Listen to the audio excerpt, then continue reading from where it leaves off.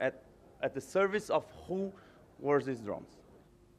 All right, we are shifting focus to more news coming in. We're now learning that leaders of the 11-member BRICS bloc met virtually yesterday in a summit initiated by Brazil that is currently holding the chairmanship, with participation from Russia's Vladimir Putin, China's Xi Jinping, and representatives from India, South Africa, Egypt, Iran, Indonesia, UAE, and Ethiopia. Chinese President Xi Jinping called on the member countries to strengthen multilateralism and promote an open global economy. Listen in to what he said. 经济全球化是不可阻挡的历史潮流，各国发展离不开开放合作的国际环境，谁也不能退回到自我封闭的孤岛。无论国际形势如何变化，我们都要坚定不移地推动构建开放型世界经济，在开放中分享机遇，实现季风知劲草，烈火见真金。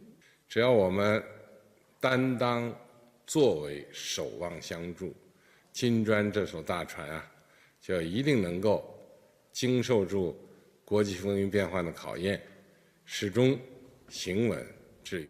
Additionally, Xi Jinping also urged for enhancing coordination on crisis areas, including the war that's taking place between Russia and Ukraine and the crisis in the Middle East. Listen in to his statements.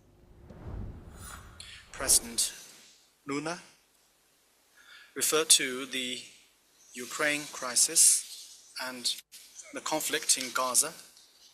I agree with Brazil's position, as I'm sure we are all united as we speak. Transformation unseen in a century is accelerating across the world. Hegemonism, unilateralism, and protectionism are getting more and more rampant.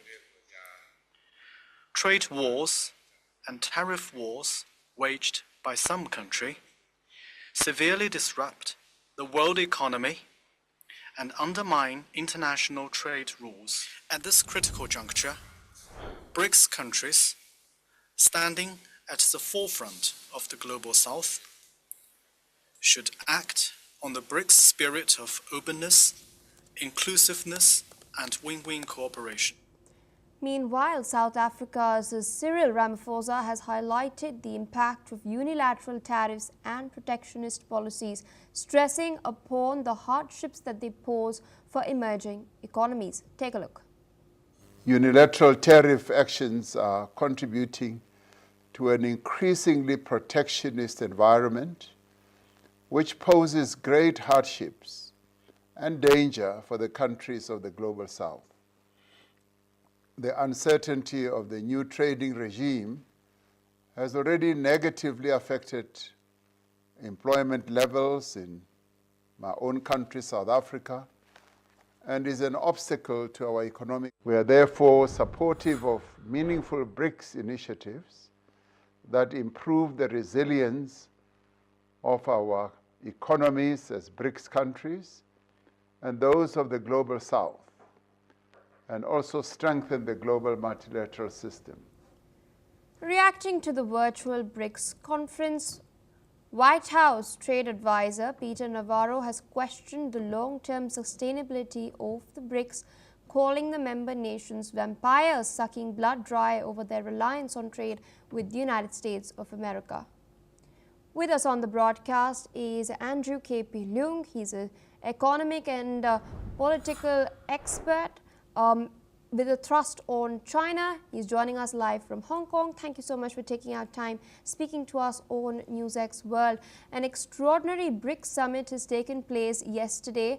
World leaders had convened, and we've seen Xi Jinping once again point out towards the tariffs and the trade disruptions that are taking place. He stated that tariffs are being used as a tool to severely disrupt the world economy and undermine trade rules. He stated that this war, this battle is being waged by some countries, did not specify the United States of America. This sort of statement, this rhetoric echoes what he said even earlier during the SCO summit. He did not openly point fingers towards Donald Trump, but he did in fact make these veiled remarks. So in light of these reactions that are coming in from Peter Navarro, as well as we've seen statements by Donald Trump earlier as well, highlighting and slamming the BRICS, where do you see this organization headed forward, especially in context of the more protectionist stance that the United States is now adopting? Well, Peter Navarro's blackening of the BRICS and ridiculing the BRICS as if it doesn't matter, it doesn't carry any weight in comparison with the indispensable United States, doesn't square with reality and is not going to win any informed arguments. Because the BRICS now, in terms of purchasing power parity, accounts for something like 40% of the global economy, and it's bigger than the G7. So it says that there's blackening it and ridiculing it is a very thin kind of thick leaf, hiding the American unilateralism under the mantra of "Make America Great Again." But in fact, this kind of unilateralism using coercion, tariff war against the whole world, left, right, and center, including against Americans' allies, is only to make Americans smaller rather than bigger. Let's not forget, the BRICS, when it was formed, was only 5 countries, but now it's much more inclusive, including some key players in the Global South, including, for example, the UAE, and also, of course, Iran and Indonesia. And if we look at the manufacturing, I mean, manufacturing powerhouse in the world, China, accounts for almost the entirety of the whole world's manufactured products. All you need to go to see is to go to any supermarket in the United States. You can find a vast quantity, the vast majority of products are made in China or have China embedded in it in terms of components, rare earths, small parts, spare parts, and also logistics. Because the world's top 7 of the top 11 container ports are made in China. And the whole world is much more interconnected. The global supply chain, which is based on openness, fair trade, and hence the BRICS summit highlights the importance of this highly interconnected world. And then through open trade, fairness, it grows the world economy, helps to bring benefits to the people around the world.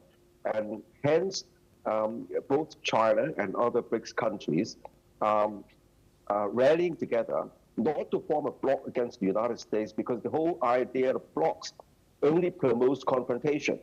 In the connected world, but of course there are also rivalry and competition even amongst BRIC members, but doesn't prevent them from cooperating as against this black and white, one size fits all, either you or me kind of attitude promoted by the Trump administration under the umbrella of Make America Great Again. So in this interconnected world, connected not only by trade, but AI, artificial intelligence, and the digital borderless commerce, we are now in a different era.